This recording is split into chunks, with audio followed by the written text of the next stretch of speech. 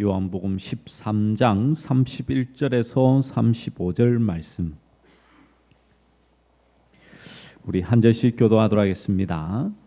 그가 나간 후에 예수께서 이르시되 지금 인자가 영광을 받았고 하나님도 인자로 말미암아 영광을 받으셨도다. 만일 하나님이 그로 말미암아 영광을 받으셨으면 하나님도 자기로 말미암아 그에게 영광을 주시리니 곧 주시리라. 작은 자들아, 내가 아직 잠시 너희와 함께 있겠노라. 너희가 나를 찾을 것이나 일찍이 내가 유대인들에게 너희는 내가 가는 곳에 올 수 없다고 말한 것과 같이 지금 너희에게도 이르노라. 새 계명을 너희에게 주노니 서로 사랑하라. 내가 너희를 사랑한 것 같이 너희도 서로 사랑하라. 함께 읽겠습니다. 너희가 서로 사랑하면 이로써 모든 사람이 너희가 내 제자인 줄 알리라. 아멘. 지난주 설교에 제가 한 주간 이런 질문을 던져보라고 말씀을 드렸죠. 나는 예수님의 제자입니까? 여러분의 삶 속에서 얼만큼 이 질문을 던져보셨습니까? 정말 내가 예수님의 제자라는 사실을 우리는 우리의 삶 속에서 정말 그것을 누리며 살고 있는지, 우리는 매일의 삶 속에서 이 질문을 던지고 주님 앞에 서야 되겠죠. 그렇다면 내가 예수님의 제자라는 사실을 어떻게 하면 다른 사람들에게 보여줄 수 있을까요? 오늘 이 설교의 제목처럼 이 제자인 줄 알아보는가? 내 자신이 예수님의 제자라는 사실을 인식할 뿐만 아니라 다른 사람도 나를 보고는 예수님의 제자라고 알아봐야 되지 않겠습니까? 이렇게 하기 위해서 많은 교회에서는 어떻게 합니까? 이 제자 훈련이라는 프로그램을 통하여서 열심히 훈련하고 교육을 받죠. 말씀도 읽고 기도도 하고 그리고 책들도 많이 보고 그리고 또 구감도 쓰고 얼마나 참 열심히 훈련하는지 모릅니다. 그런데 여러분, 그 성경적인 근거를 보면 다 예수님께서 12제자를 훈련시키신 것으로 말씀하고 있습니다. 예수님께서 공생의 3년의 기간 동안 제자들을 훈련시켰으니 우리도 사람들을 훈련시켜 예수님의 제자를 만들어야 된다라고 그렇게 하곤 하죠. 근데 여러분, 분명히 한번 따져보십시다.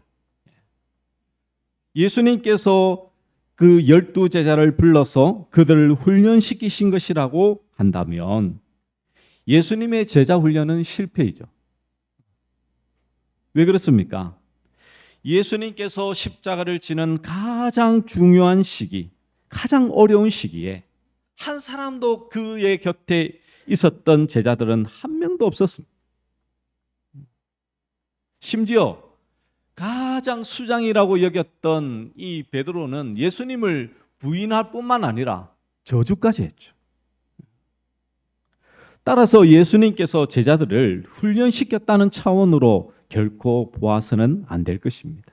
오히려 12제자들을 불러서 예수님과 함께 있게 하여서 우리로 하여금 이 제자들을 통하여 우리에게 하시고자 하는 메시지가 있다라는 것을 발견해야 되는 것이죠.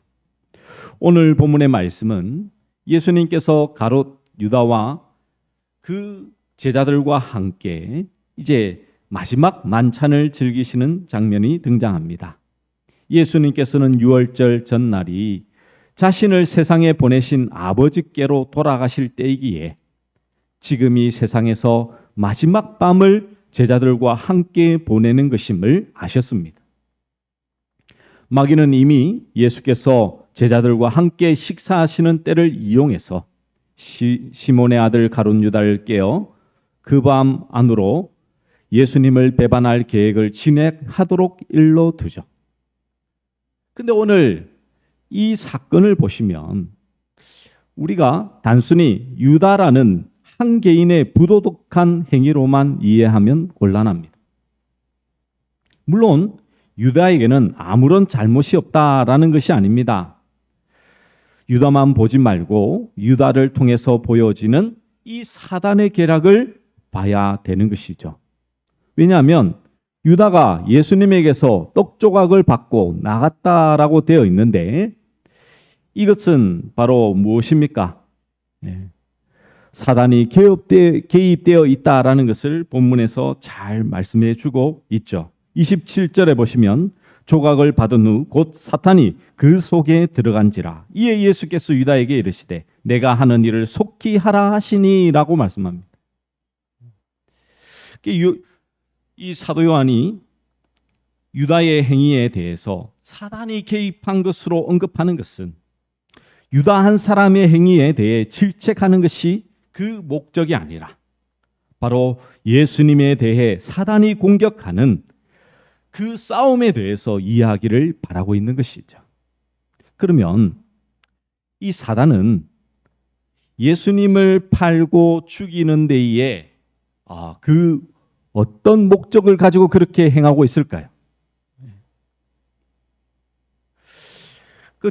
이걸 이제 뒤집어 생각해 보면 예수님께서 십자가에 죽으셨으니까 결국 사단이 목적한 것이 다 이루어진 것일까요? 그러다가 다시 부활하심으로써 사단의 일이 실패한 것으로 봐야 될까요? 하지만 예수님께서 세상에 오셔서 십자가에서 죽으시는 것은 사단에 의해서 되어진 결과가 아니라 하나님에 의해서 모든 섭리로 이루어지는 것이죠. 예수님의 죽으심은 하나님께서 계획하시고 이루시고 있는 일입니다. 따라서 사단이 예수님을 팔도록 한 목적이 단순히 예수님을 죽게 하는 데 있는 것은 결코 아닙니다.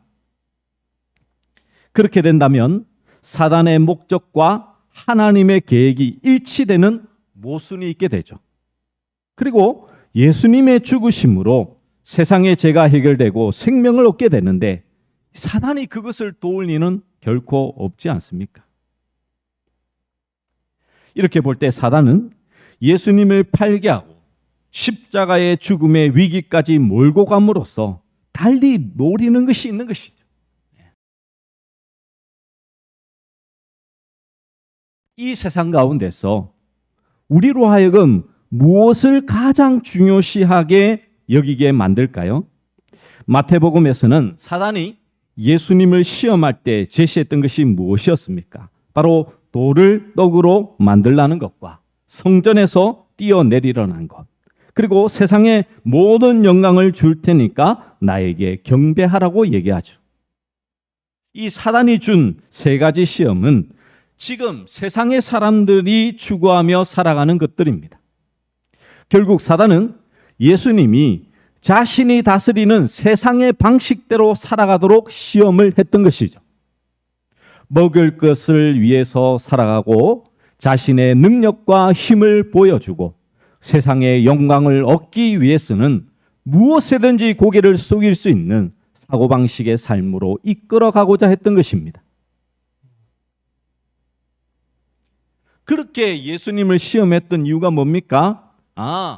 세상에 왔던 그 구세주도 결국은 힘 있는 자가 제일이며 세상이 원하는 그런 구원자다라는 것을 보여주기 위해서 예수님을 시험했던 것이죠. 이러한 시험에 대해 예수님은 사람은 떡이 아니라 하나님의 말씀으로 산다라고 말씀하시고 오직 하나님만 경배한다는 말씀으로 물리치셨던 것입니다. 세상은 말씀보다는 떡이 먼저이죠. 말씀은 세상을 살아가는데 아무런 도움이 되지 않습니다.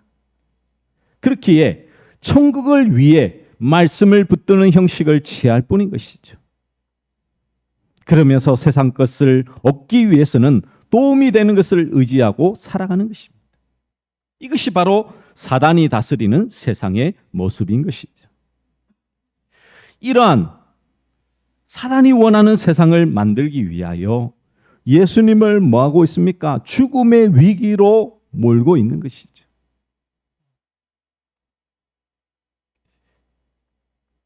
여러분, 사람이 만약 죽음의 위기에 처하게 된다면 여러분 어떻게 될까요? 아마도 죽지 않기 위해서 모든 수단과 방법을 동원하려고 할 것입니다. 설사 죽는 것이 하나님의 뜻이라고 할지라도 내가 죽는 것이 어떻게 하나님의 뜻인가라고 반발하면서 살기 위해서 힘을 쓸 것입니다. 왜냐하면 사람은 누구나 자기 생명을 사랑하기 때문이죠. 근데 예수님께서 주어진 하나님의 뜻은 죽으시는 것입니다. 사단은 그러한 예수님을 죽음의 위기로 몰아넣어서 죽음을 거부하는 메시아, 즉 천사를 동원해서 죽음의 위기에서 구출해내셔서 하늘의 권세를 동원해 멋있게 죽음에서 탈출하는 모습을 기대했을 것입니다. 그렇게 해서 세상으로 하여금 이 땅에 온 구세주는 힘과 능력으로 다스리는 분으로 오해하도록 해버리는 것이죠. 이것이 바로 사단이 목적한 것입니다. 예수님의 승리는 무엇입니까? 그러면 하나님의 뜻에 그대로 순종하여 십자가에 죽으시는 것이죠. 죽으심조차도 거부하지 않으시고 하나님께 복종함으로써 의가 무엇인가를 보여주심으로 승리하신 것입니다. 그래서 오늘 본문의 이 시작은 이렇게 시작하고 있습니다. 여러분 31절 말씀 우리 같이 한번 읽어볼까요? 함께 읽겠습니다. 준비 시작. 그가 나간 후에 예수께서 이르시되 지금 인자가 영광을 받았고 하나님도 인자로 말미암아 영광을 받으셨도다.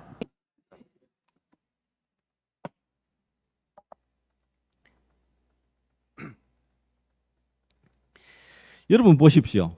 그가 나간 후에 지금 가룟 유다가 예수님을 팔려고 나갔는데 예수님이 뭐라고 하시냐면 지금 인자가 영광을 받았고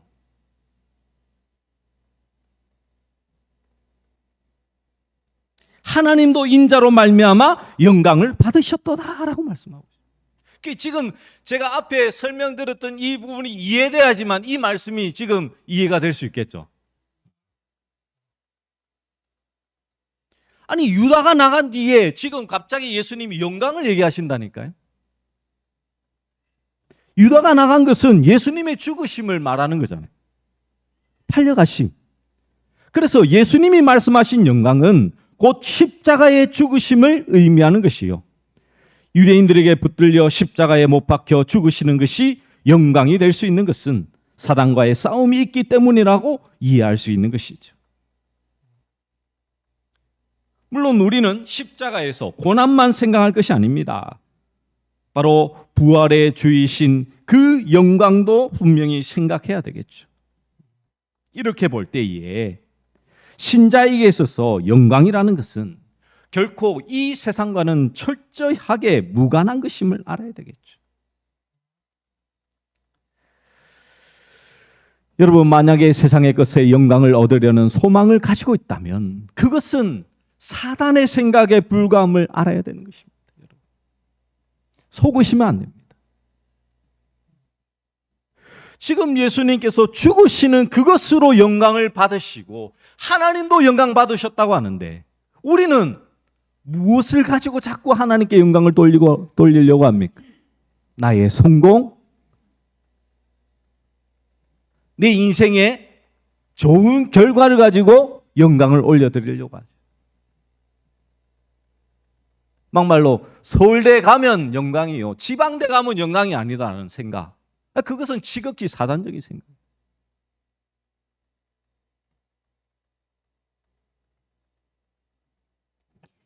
이러한 말씀 뒤에 예수님께서는 33절에 이렇게 말씀하죠. 작은 자들아 내가 아직 잠시 너희와 함께 있겠노라. 너희가 나를 찾을 것이나 일찍이 내가 유대인들에게 너희는 내가 가는 곳에 올 수 없다라고 말한 것과 같이 지금 너희에게도 이르노라. 이렇게 말씀합니다. 예수님께서 가신 곳에 올 수 없다라고 하시는 것은 예수님이 가신 곳과 우리가 사는 곳은 결코 우리 힘으로는 갈 수 없는 전혀 다른 곳이라는 것입니다. 왜 우리의 힘으로는 갈 수 없습니까? 그것은 예수님이 가시는 그곳은 우리가 가지고 있는 삶의 방식과는 전혀 다른 세상이기 때문이죠. 그렇다면 생각을 바꾸고 삶의 방식을 바꾸면 되지 않겠는가라고 하겠지만 그것은 불가능한 것입니다. 왜냐하면 우리가 선으로 생각하고 목표로 삼고 평생을 추구하며 사는 것들이 예수님께서 가시는 곳에서는 모두 거부되는 것들이기 때문인 것이죠.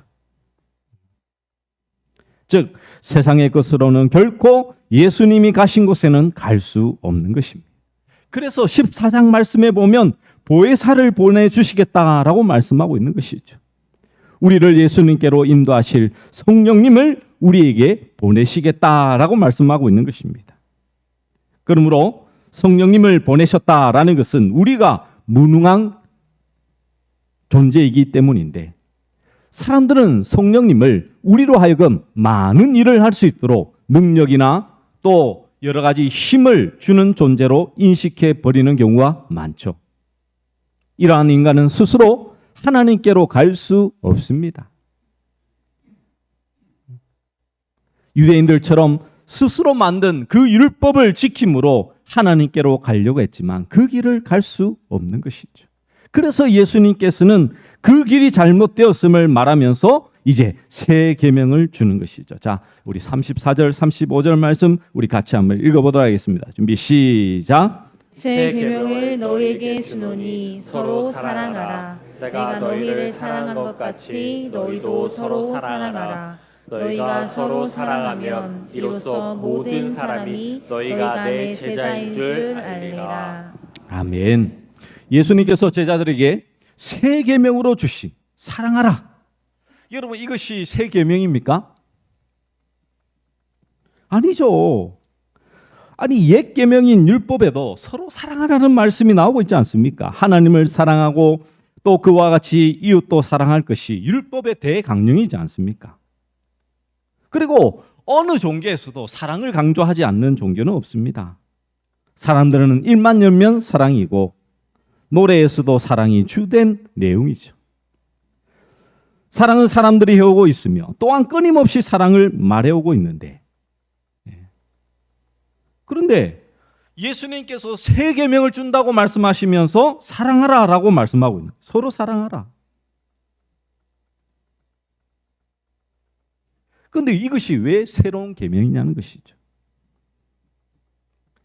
그러면 새 계명이 서로 사랑하라는 것이 새로운 계명이라는 것으로 인식하려면 옛 계명이 무엇인지를 정확하게 알아야 되는 거예요.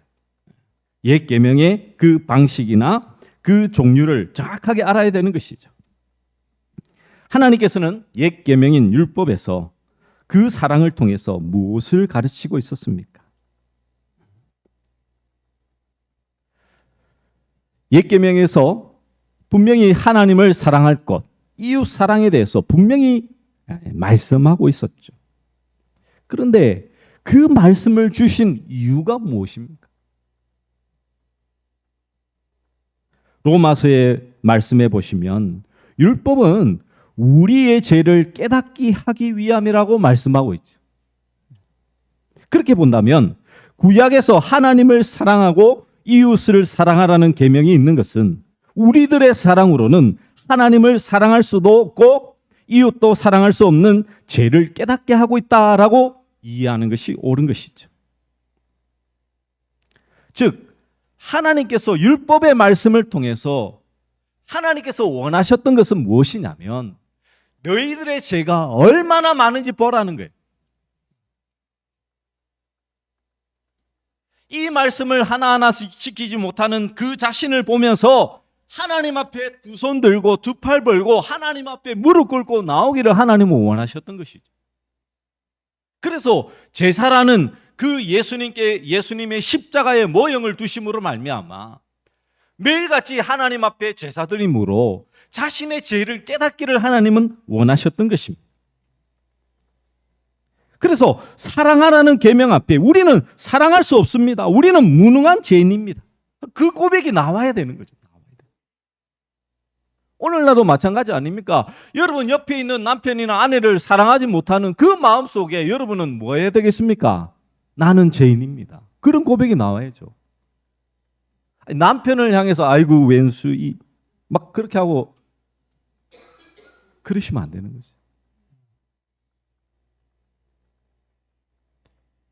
이것이 옛 계명입니다.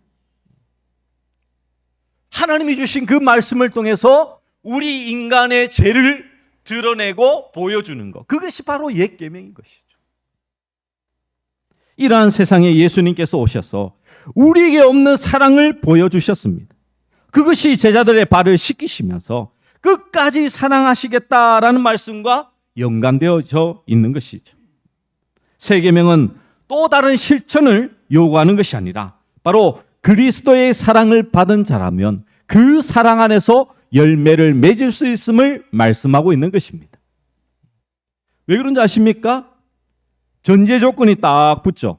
새 계명을 너희에게 주노니 서로 사랑하라. 그러면서 하신 말씀이 뭡니까? 내가 너희를 사랑한 것 같이 너희도 서로 사랑하라. 딱 전제의 말씀이 딱 들어가 있는 것이죠. 예수님의 사랑을 받은 자만이 그 사랑을 보여주면서 살 수 있게 되더라는 것입니다. 자기의 사랑이 아니에요.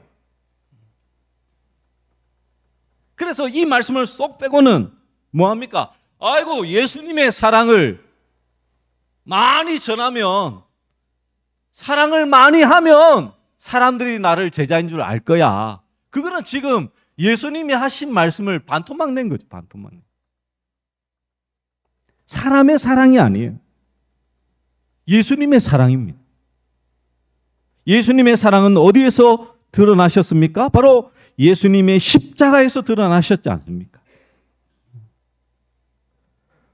그래서 사랑하면 그것으로 내 제자인 줄 알리라라는 그 말씀은 그러면 어떤 의미겠습니까? 예수님의 사랑을 그 삶 속에서 드러내는 자가 바로 그리스도의 사람인 것이 증거된다라는 의미를 가지고 있는 것이죠. 그러니까 아무리 이 일반적인 세상의 사랑을 한들 이것은 예수님의 제자를 드러내는 일들이 아닙니다. 만약 그렇다면 간디가 있잖아요. 간디. 인도의 간디. 그 간디가 얼마나 평화주의자였습니까? 아마 그보다도 사랑을 많이 행했던 사람은 이 세상에 그렇게 많지 않을 것입니다. 그러면 그 간디는 예수님의 제자입니까? 아니잖아요. 여러분.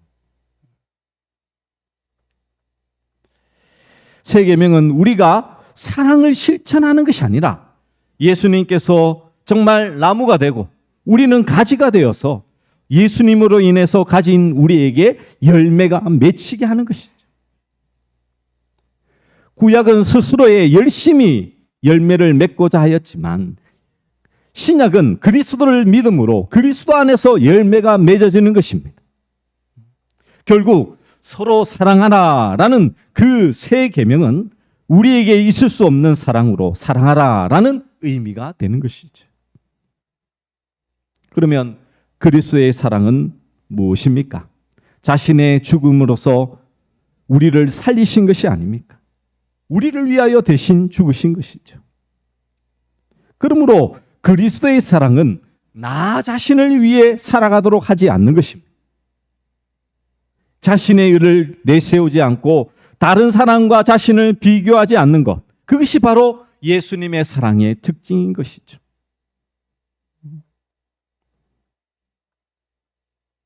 이것을 안다면 진정한 그 사랑을 우리의 삶 속에서 어떻게 드러내는 것이 참 중요한 것인 줄 알겠죠. 단순히 사랑하라고 하니 사람들에게 선행을 행하고 다른 사람을 이롭게 하는 그것으로 우리의 사랑을 드러내고 그것으로 말미암아 제자됨을 나타내고자 한다면 그것은 지금 예수님이 말씀하고 있는 바와 정반대의 길을 가고 있는다는 것이죠. 그렇기에 예수님의 제자가 된다는 것은 단지 교회의 특별한 프로그램을 이수한다고 되는 것이 결코 아닙니다. 또 한 가지 하나님의 말씀을 잘 지켜 행함으로 그것이 예수님의 제자를 드러내는 것은 결코 아니라는 사실이죠. 즉 사랑하라고 하니 다른 사람에게 내 것을 다 주고 내 소유를 팔아서 다른 사람을 이롭게 하고 그 사랑을 실천하는 것으로 예수님의 제자라는 사실을 알리는 것은 결코 아니라는 사실입니다. 그럼에도 불구하고 오늘날 많은 교회들은 인간의 힘으로 제자를 만들려고 하죠. 왜 그렇게 하겠습니까? 예수님에게 붙어 있다는 사실, 그리고 예수님의 사랑을 내 자신 속에서 드러낸다는 것은 결코 보여지지 않거든. 자랑할 수가 없거든. 말씀을 얼만큼 읽었다, 기도를 얼만큼 했다, 암송을 얼만큼 했다, 얼마나 자랑하기 좋습니까? 드러내기 좋습니까? 내가 남들보다 비교하여서 내 신앙의 성숙을 그것으로 말하기 얼마나 좋냐고요. 누가 봐도 그 푯대로는, 그 기준으로는 내가 제자인 줄 다 알아볼 거예요. 내가 얼마나 힘든 이 제자 훈련을 통과했는데, 얼마나 많은 이 신앙의 훈련들을 내가 스스로 다 이겨냈는데, 그러니 당신들은 나를 뭐라고요? 제자인 줄 알아봐. 그 기준을 그것으로 보여주려고 하는 것이죠.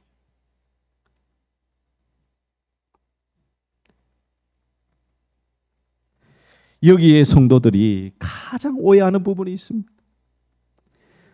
신앙이란 끊임없이 우리가 우리 자신을 고쳐나가는 작업이라고 생각하는 것이죠. 훈련을 통하여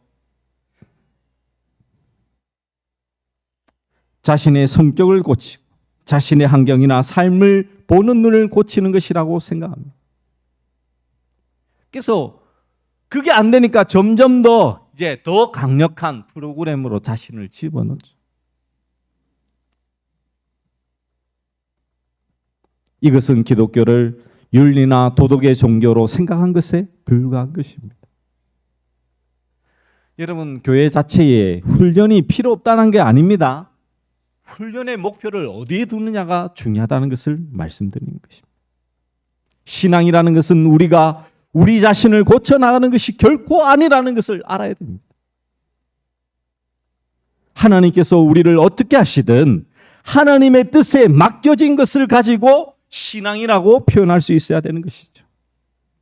믿음에는 인간의 요소가 개입될 여지가 없습니다.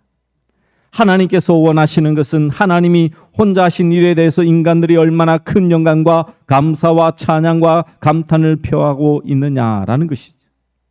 히브리서 11장 6절에서는 믿음이 없이는 하나님을 기쁘시게 못한다라고 말씀하고 있지 않습니까? 성경에서 믿음이라는 것은 사람이 할 수 있는 것이 아니잖아요. 하나님이 주신 선물이지 않습니까? 하나님의 것으로 하나님을 기쁘시게 해야 돼요. 근데 우리는 우리의 노력, 우리의 열심, 열정으로 자꾸만 무엇인가 하나님 앞에 인정받으려고 하고 있는 것이죠.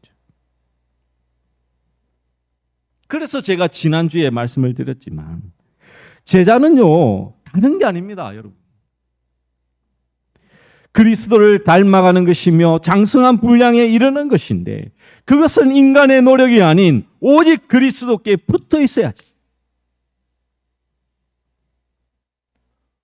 내 안에 계신 예수 그리스도와 진정한 교제가 있어야지만 진정한 내 삶의 변화는 일어나게 되어 있는 것이죠. 근데 우리는 자꾸만 바리새인들처럼 유대인들처럼 외형만을 자꾸 가꾸려. 이런저런 말씀을 많이 알고 있는 것으로, 이런저런 말씀을 많이 외우는 것으로, 기도를 오래 하는 것으로 여러분의 신앙을, 아니 여러분의 제자됨을 자꾸 드러내려고 하는 것은 결코 잘못된 모습이라는 것을 깨달아야 되는 것이죠. 그래서 진정한 제자란 무엇을 의미하는 것입니까? 오직 하나님께서 행하신 그 구원을, 우리는 그 구원을 그냥 값없이 얻은 자로서 나 자신은 하나님 앞에 무릎 꿇을 수밖에 없는 존재라는 것을 계속 인식하는 거겠죠. 우리는 주님의 은혜와 사랑의 전달자입니다. 그런데 내가 받은 것이 없으면 전달할 수 없겠죠. 날마다 주님의 은혜와 사랑이 무엇인지를 계속 생각하셔야 돼요.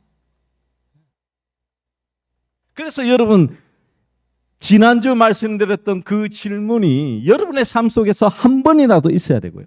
아니, 평생에 여러분 계속해서 질문이 던지셔야 돼요. 여러분 안에 정말 예수 그리스도가 살아계십니까? 여러분의 말 한마디에 여러분의 살아계신 예수 그리스도가 함께하고 계시냐고.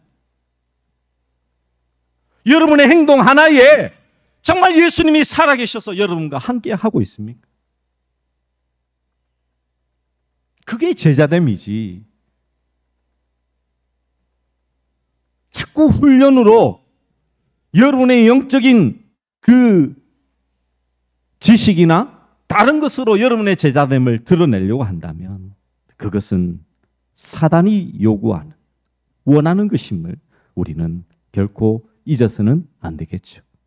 말씀을 정리하며 맺습니다. 새 계명을 지키는 거, 이 말씀을 들어보면 들어볼수록 난해하고 어떻게 보면 더 잡을 것이 없을 것입니다. 근데 신앙이 그런 거예요, 여러분.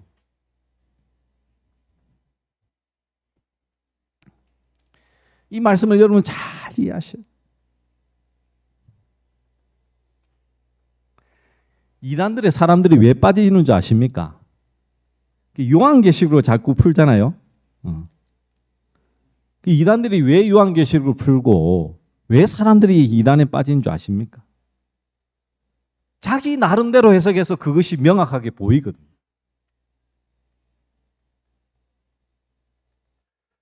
근데 신앙은 그게 아닙니다, 여러분.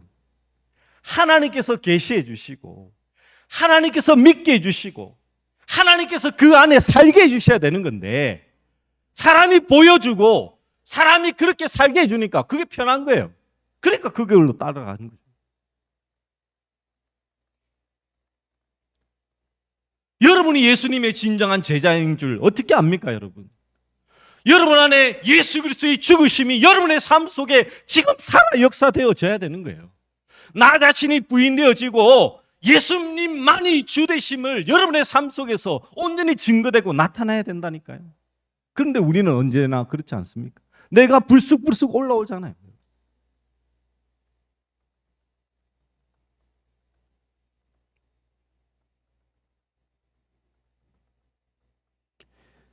그 모든 것 안에서 진정한 이 예수 그리스도의 그 새 계명이 여러분의 삶 속에 온전히 이루어지는, 그러함으로 말미암아 모든 이들이 정말 예수님의 제자이구나 라는 것을 다른 것으로 아는 것이 아니고요, 예수님의 사랑으로 여러분을 진정으로 알아보는 우리 모든 믿음의 종들 되시기를 간절히 축원합니다. 우리 말씀을 기억하며 우리 함께 찬양하도록 하겠습니다. 우리 나의 안에 거하라 함께 찬양하도록 하겠습니다.